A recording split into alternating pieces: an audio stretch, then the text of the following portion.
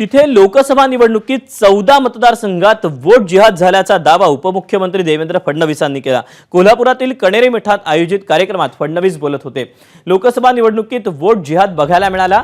धुळ्यातील 6 पैकी 5 मतदारसंघात आघाडीवर असलेला उमेदवार केवळ मालेगाव मध्य मतदारसंघात 1,94,000 मतांनी मागे जातो आणि 4,000 मतांनी हरतो असं फडणवीस म्हणाले। आज आपण पाहतोय या निवडणुकीमध्ये आपण बघितलं कशा प्रकारे वोट जिहाद आपल्याला पाहायला मिळाला। वोट जिहाद काय अर्थ आहे वोट जिहादचा?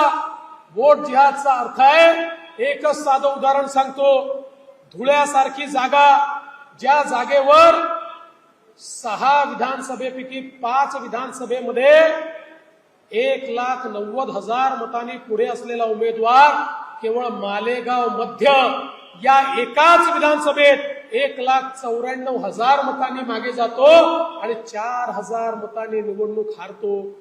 निवडणुकीतली हार जीत महत्वाची नाही, कधी हा पक्ष जिंकेल कधी तो पक्ष जिंकेल, पण काही लोकांचा आत्मविश्वास एवढा वाढलाय, त्यांना असं वाटतंय आमची संख्या कमी असली तरी आम्ही संघटित मतदान करून या ठिकाणी हिंदुत्ववाद्यांना पराभूत करू शकतो। एबीपी माझा, उघडा डोळे बघा नीट।